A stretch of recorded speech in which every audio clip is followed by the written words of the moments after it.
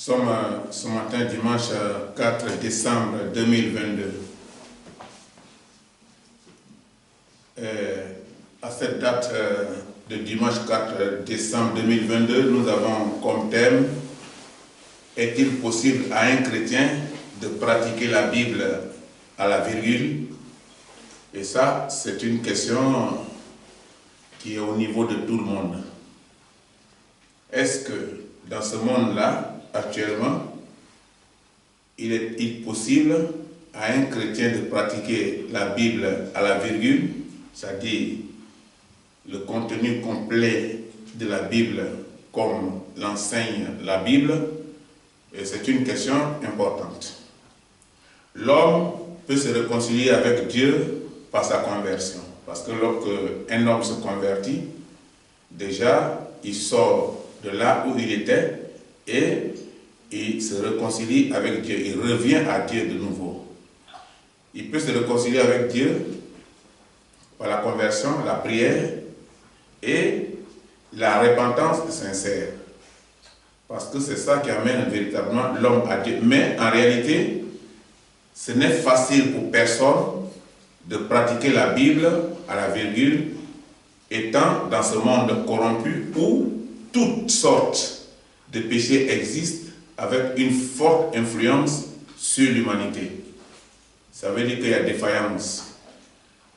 L'homme n'est pas parfait.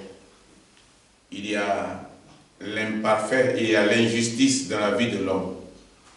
L'homme n'est pas parfait. Et la Bible dit que nul n'est parfait. Si nul n'est parfait, cela signifie que nous allons à Dieu et notre relation avec Dieu nous permet d'être dans le droit chemin. Mais chaque jour, il arrive que nos cœurs méditent sur de mauvaises pensées. Il arrive que nous rentrons dans la rue et nous voyons de mauvaises images. Il arrive que nous sommes confrontés à certaines réalités. Et avec tout ça, il n'est vraiment pas possible à l'homme d'être dans la pratique à la virgule. Parce que le monde est complètement chargé du mal. Le mal s'amplifie et le mal corrompt l'homme, corrompt son cœur. Nous allons lire dans Matthieu 7, verset 21. Dans Matthieu chapitre 7, verset 21, la Bible dit: ceux qui me disent Seigneur, Seigneur, n'entreront pas tous dans le royaume des cieux, mais celui-là seul qui fait la volonté de mon Père qui est dans les cieux. Nous venons de poser tout à l'heure une question. Cela ne veut pas dire que l'homme qui, par exemple, a péché n'ira pas au ciel. Mais c'est quand il demeure dans le péché qu'il est séparé de Dieu. Mais le fait que, au cours de la journée, son cœur a médité sur de mauvaises pensées, mais à part ça, il doit prier. Il doit prier et par la prière et par la repentance, il se remet de nouveau entre les mains de l'Éternel. Cela ne veut pas dire aussi qu'il doit être pratiquant du péché, que chaque jour, il doit pécher. Ça veut dire simplement que l'homme a cette défaillance, l'homme n'est pas parfait. L'homme, il peut faire selon ce que la Bible dit, mais à un certain moment donné, dans la chair, l'homme a des faiblesses. Et dans ces faiblesses-là, c'est ça que la Bible appelle qu'il n'est vraiment pas possible à l'homme de pratiquer à la virgule. Mais la Bible invite l'homme à vivre de la sanctification, à vivre dans les meilleures conditions de la parole de Dieu, à être parfait avec Dieu, à être parfait avec lui-même, à être parfait avec ses pensées, ses engagements. Mais, à côté de tout ça, ici, la Bible parle de la volonté de l'homme qui doit correspondre à la volonté de Dieu qui est dans les cieux. Et le verset que nous avons lu dit que tous ceux qui vont à l'église ne seront pas sauvés. Tous ceux qui disent Seigneur, Seigneur, il dit n'entreront pas tous dans le royaume des cieux. Parce qu'il arrivera un moment où le péché peut gagner le cœur de l'homme. où l'homme peut avoir des défaillances, où l'homme peut même abandonner la parole, abandonner la vérité, parce que la vérité sera difficile pour lui. Et il ne pourra plus continuer la vérité. Et il va prendre vacances de la vérité et il va repousser chemin pour retourner encore là où il était avant. Ce sont les chiens de l'Afrique là qui font ça. Ils vomissent et ils retournent à ce qu'il a vomi et ils mangent encore.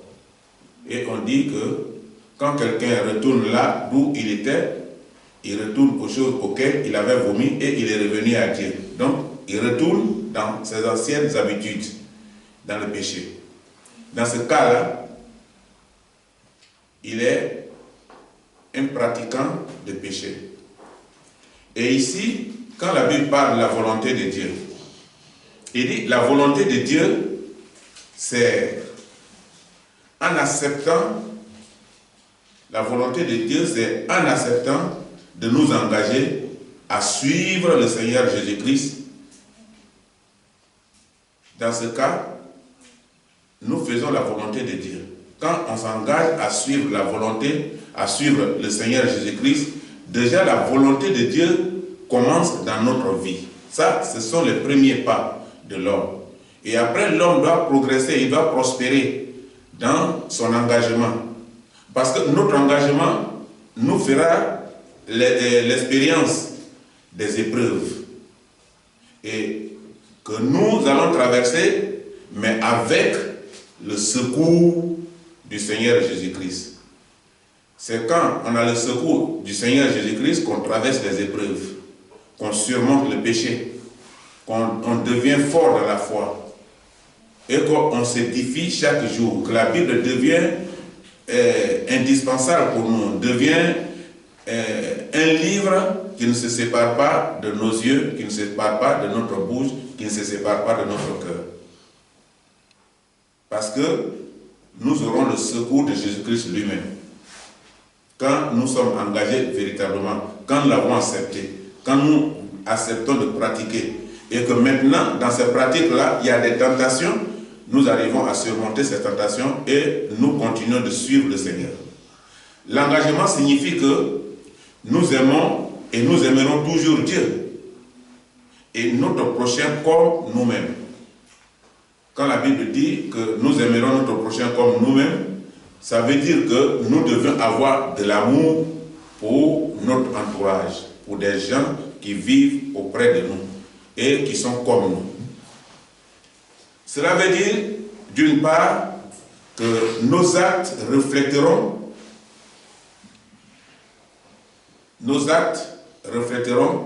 qui nous sommes et ce que nous croyons. Et ça, c'est important. Et d'autre part, que nous sommes des chrétiens de tous les instants. Il faut être chrétien dans toutes les conditions. Quelles que soient les épreuves, quels que soient les problèmes, tu restes chrétien. Et tu demeures chrétien. C'est en ce moment-là que tu auras le secours de Jésus-Christ lui-même. C'est quand il voit que tu es engagé, mais que tu es dans un combat, qu'il te viendra en aide. C'est ce qui s'est passé avec Job. Job était dans un combat permanent.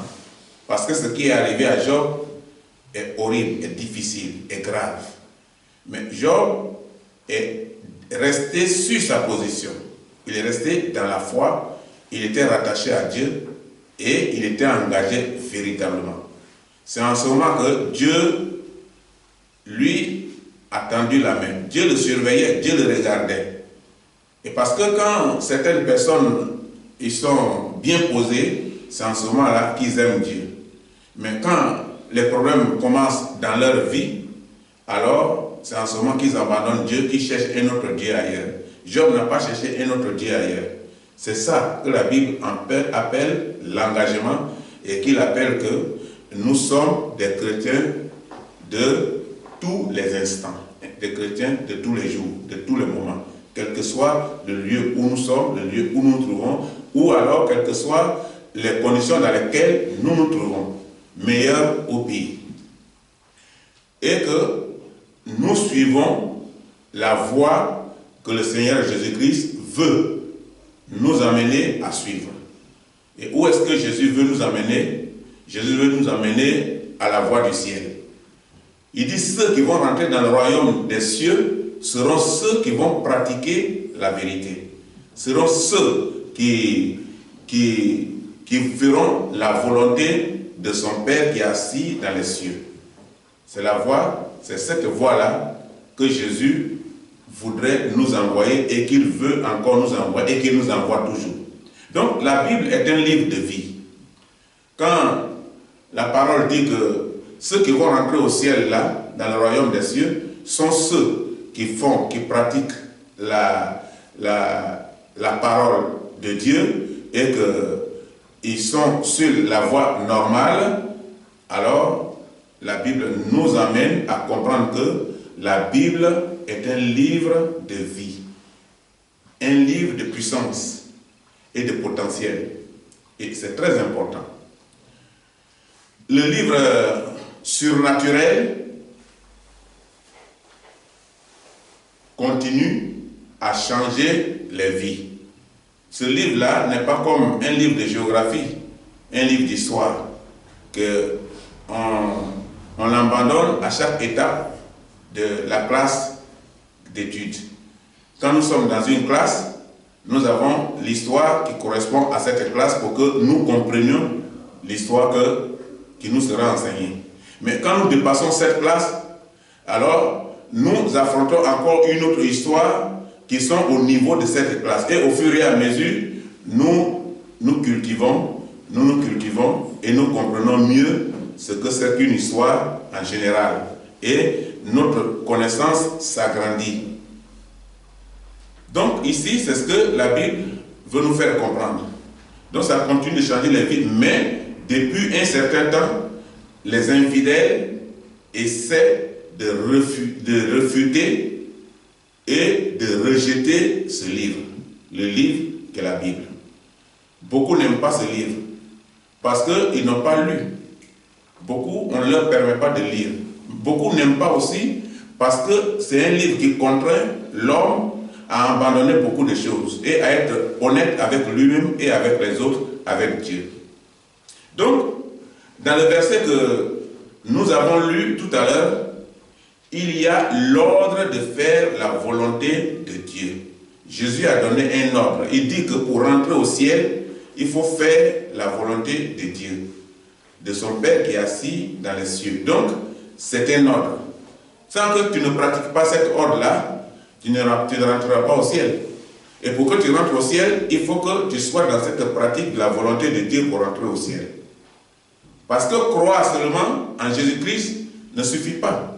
On peut croire en Jésus-Christ, mais on peut être limité là, et puis on sait que Jésus vit, Jésus existe, et que Jésus est sauveur. Mais à côté de ça, nous-mêmes là, notre vie ne correspond pas. Et nous demeurons pécheurs, à côté du nom de Jésus-Christ, auquel nous avons cru. Donc croire seulement en Jésus-Christ là, ça ne suffit pas. Et nous devons nous adresser à la foule. Parce que dans le verset, il y a aussi un message qui nous a été donné. Nous devons nous adresser à la foule pour transmettre le message du Maître. Mais quel était le message du Maître? Le message du Maître dans ce passage que nous avons lu, il dit que ceux qui lui disent « Seigneur, Seigneur » n'entreront pas tous dans le royaume des cieux. Mais celui qui fait la volonté de son Père, c'est celui-là qui va rentrer au ciel. C'est celui-là qui va rentrer dans le royaume de Dieu. Donc c'est ce message qu'il nous a laissé pour que nous puissions les transmettre aux gens. C'est pourquoi il y a des églises, c'est pourquoi il y a la Bible, c'est pourquoi il y a des prédicateurs pour transmettre ces messages. Mais ce n'est pas seulement réservé à ces prédicateurs, c'est réservé à quiconque croit en Dieu, quiconque croit en Jésus-Christ comme Seigneur et Sauveur. Et il a laissé ce message, le message que celui qui fait la volonté de son Père qui est dans les cieux, qui aura ce privilège-là, le privilège de rentrer au ciel, de rentrer dans son royaume. C'est pourquoi il est important de bien comprendre les raisons qui nous permettent de reconnaître l'autorité de ce livre, l'autorité de la Bible. Parce que la Bible est un livre différent des autres livres. La Bible, elle a été composée de 66 livres et c'est ce qui a été collecté pour en faire une Bible. Elle a été écrite par les différentes personnes, mais sous l'inspiration de Dieu. Ce n'est pas comme ce que nos écrivains font aujourd'hui, où après 6 mois, après 1 an, il y a des livres qui ne servent plus. Il y a des écrivains qui passent tout le temps à écrire, mais ils écrivent selon le contexte présent. Et après ça, il y a d'autres livres qui servent à la longue. Mais il y a d'autres livres qui servent tout juste pour l'instant, pour le besoin présent. On parle d'une histoire qui est en train de se dérouler devant nos yeux. Et à part ça, ces livres ne servent plus. Mais il y a des livres qui servent. Je n'ai pas dit que les livres qui écrivent, nos écrivains, sont mauvais. Non. Il y a des livres qui nous servent. Mais il y a des livres qui sont dans l'intérêt de l'écrivain. Il écrit seulement pour donner, lui, sa connaissance sur certaines choses qui ne sont pas même parfois réelles. C'est différent de la Bible. Nous croyons, en tant que chrétiens, que la Bible est, dans son intégralité, la parole surnaturelle. La parole surnaturelle et vivante de Dieu. Ça, c'est ce qui est dans notre esprit. C'est ce qui fortifie notre foi. Et qui montre aux chrétiens que ce livre-là, la Bible, est véritablement le chemin que Dieu a tracé comme le plan du salut pour chacun de ses enfants. Et ces enfants, c'est bien ceux qui ont cru en Jésus-Christ. Comme Jésus l'avait dit tout à l'heure, ceux qui vont rentrer dans le royaume de Dieu. Ce ne sont pas seulement ceux qui vont à l'église. Ceux qui vont à l'église peuvent être nombreux. Mais ceux qui croiront réellement pour pratiquer cette parole-là seront très peu. Ça, c'est la sélection. C'est comme des enfants qui vont à l'examen. Ou même, pas les enfants, ceux qui vont à un concours de police, un concours de la gendarmerie, un concours pour rentrer dans l'administration. Souvent, ils sont nombreux. C'est des milliers de personnes. Mais la place est très peu. La place qui est réservée au recrutement, souvent n'est pas suffisante. Mais il faut que ceux qui vont obtenir cette place-là, ou ces places-là, soient des gens qui sont à la hauteur. C'est la même chose dans la maison de Dieu. Ceux qui doivent rentrer au ciel, dans le royaume de Dieu, doivent être à la hauteur de la parole de Dieu. Ils seront appelés enfants de Dieu. Et nous allons lire dans Acte 13, versets 6 à 7. Acte chapitre 13, versets 6 à 7. Dans Acte 13, 6 à 7, la Bible dit: ayant ensuite traversé toute l'île jusqu'à Paphos, ils trouvèrent un certain magicien, faux prophète, juif, nommé Bar-Jésus, qui était avec le proconsul Sergius Paulus, homme intelligent. Ce dernier fit appeler Barnabas et Saul et manifesta le désir d'entendre la parole de Dieu. Le désir d'entendre la parole de Dieu, c'est accepter de faire la volonté de Dieu. Et si tu ne connais pas, c'est pourquoi tu vas à l'église, pour apprendre. C'est pourquoi tu lis la Bible, pour apprendre. C'est pourquoi tu invites le Saint-Esprit pour être inspiré davantage et pour apprendre. Et plus tu as le désir d'entendre la parole, plus ta foi s'augmente et Dieu parle au travers de toi. Donc ici, là, on dit que cet homme était avec le faux prophète. Mais quand il a vu les hommes de Dieu, il les a appelés, il dit: venez. Venez. Sûrement qu'il appelle pour amener le faux prophète à la conscience. Il appelle aussi pour lui-même sa sécurité et son salut. Parce que là, il a l'envie d'entendre. Bon, maintenant ici, le passage en question a fait beaucoup de polémiques parmi un grand nombre de personnes à cette époque. Ça a fait des polémiques parmi un grand nombre de personnes à cette époque. Parce que ces érudits, c'est-à-dire les cultivés les instruits, les lettrés, hein, ou alors les savants critiquèrent le fait que Luc avait employé le mot proconsul dans ce passage. Et ça ne les a pas plu. C'est devenu un sujet de débat, un sujet de discussion, un sujet de division. Et ça a divisé beaucoup de personnes. Parce que pour eux, Luc ne devait pas employer le mot proconsul pour des raisons suivantes. Les provinces romaines furent divisées en deux classes. La première étant impériale et la seconde sénatoriale. Ça fait deux domaines différents. Les critiques expliquèrent que le souverain d'une province de la classe impériale s'appelait propraetor, ou on peut aussi dire propraetor. Mais en latin, eux ils appelaient comme ça propraetor. Bon, donc alors que celui de la classe sénatoriale avait le titre du proconsul. Donc ces deux choses-là ont divisé ce peuple.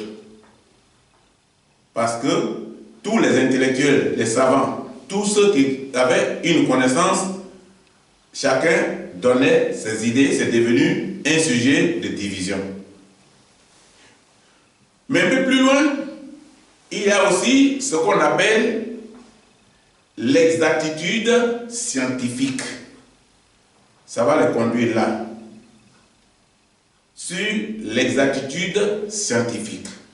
Parce que le poids de l'exactitude scientifique était notre fondement de notre conscience et notre fondement de notre confiance en l'autorité de la parole de Dieu, la Bible. Parce que Dieu n'a jamais eu l'intention que la Bible serve de revue pour la science moderne. Car c'est une croyance qui se repose sur la foi. Parce qu'eux, ils n'ont rien inventé. Ils ont retrouvé tout écrit dans la Bible. Parce qu'elle contient cependant des faits scientifiques réels qui attirent notre attention immédiatement sur quatre exemples qui sont les suivants. Premièrement, il y a la gravité de la Terre. Il y a eu plus de 3000 ans.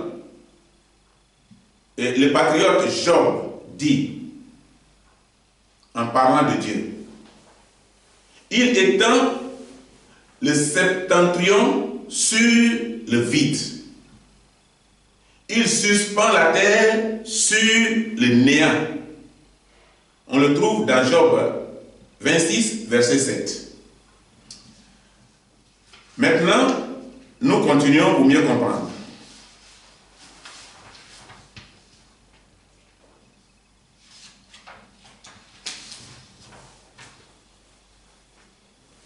Deuxièmement, il y a la forme de la terre. Plus de 20 siècles avant que Christophe Colomb, en 1492, c'est-à-dire 1492, mit toute voile dehors pour prouver que la terre était une sphère, c'est-à-dire rond.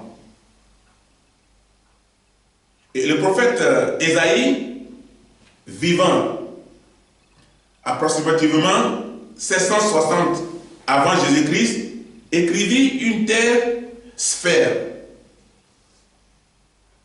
Et nous le trouvons dans Ésaïe 40, 22.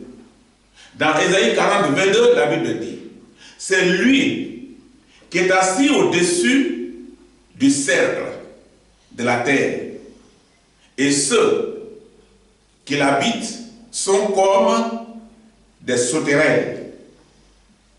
Il étend les cieux comme une étoffe légère. Il les déploie comme une tente pour en faire sa demeure. Et voyez ça, lorsque Ésaïe écrivait ça, c'était profond pour certains. Et ils disent, mais écoutez, mais un des mots du verset d'Ésaïe mérite une attention particulière par rapport à ce que nous avons lu auparavant. Le mot cercle. Le mot cercle. Ce mot signifie une sphère ou qui est simplement un rond, comme une boule. Ésaïe nous dit que Dieu est assis au-dessus de la terre et qu'il regarde une sphère.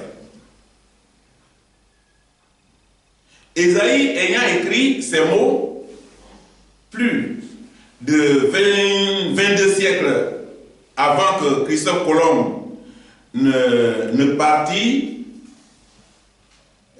pour l'Amérique, cela est tout simplement extraordinaire. Que ces choses qui ont été écrites par le prophète des siècles avant soient révélées par Christophe Colomb dans les derniers moments. Parce que les années avant la découverte de Christophe Colomb, le prophète Ésaïe avait déjà révélé que la terre était ronde. Ce n'est pas Christophe qui a annoncé ça, ce n'est pas lui qui a inventé. C'était déjà dans la Bible. Troisièmement, il y a le nombre des étoiles. Le nombre des étoiles. Et le prophète Jérémie écrit cette révélation sous l'inspiration de Dieu. Jérémie écrit que les étoiles étaient si nombreuses que l'esprit de l'homme ne pouvait pas les compter. Dieu n'a pas donné cette connaissance à l'homme pour compter les étoiles. Mais nous allons voir qu'il y a des gens qui vont tenter de les compter. Et nous allons voir d'abord dans Jérémie 33, verset 22. Jérémie 33, verset 22, la Bible dit, « De même qu'on ne peut compter l'armée des cieux, ni mesurer le sable de la mer, de même, je multiplierai la postérité de David, mon serviteur, et les Lévites qui font mon service. » Il est intéressant de noter ici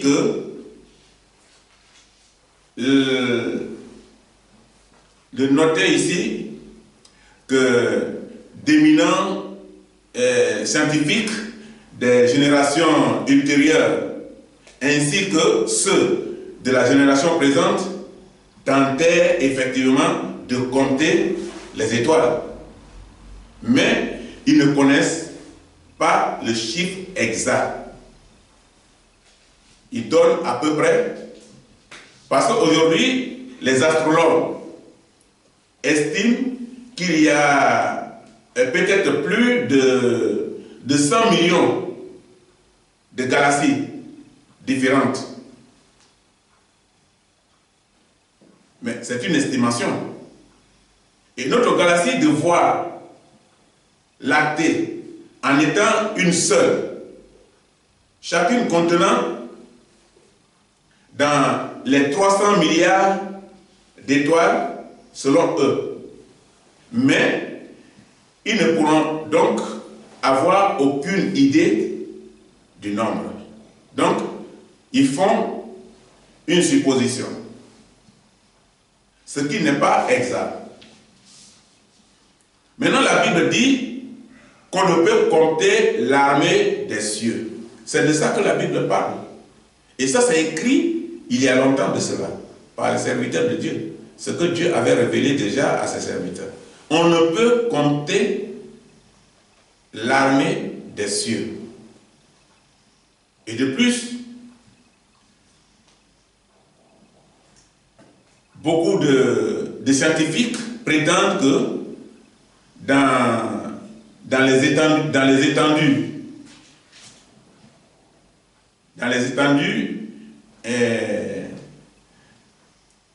intersidérales comment on appelle, de l'univers, il se crée des galaxies nouvelles qui s'éloignent de nous à la vitesse de la lumière. S'ils nous disent ça, ça veut dire que cela signifie que la lumière de ces galaxies ne nous atteindra jamais à cause de ces études trompeuses des scientifiques. La foi de nombreux jeunes fut détruite parce qu'ils pensaient que la Bible se trompait sérieusement, et donc que l'homme ne pouvait plus lui faire confiance. Or, c'est le contraire. L'homme ne doit pas faire confiance à ceux qui inventent, qui ont tendance à inventer ce qui est écrit et qui veulent développer dans le mensonge. Mais pourtant, ils ne nous donnent pas l'effectif réel, un nombre juste. Mais pour terminer, parlons de l'intelligence du Créateur Dieu, telle qu'elle est écrite dans les Écritures. L'homme peut ne pas avoir le nombre exact des étoiles, mais Dieu, lui, il le sait. Il le sait. Il le sait. Et à présent, les scientifiques continuent en démontrant l'impossibilité mathématique d'une telle perfection.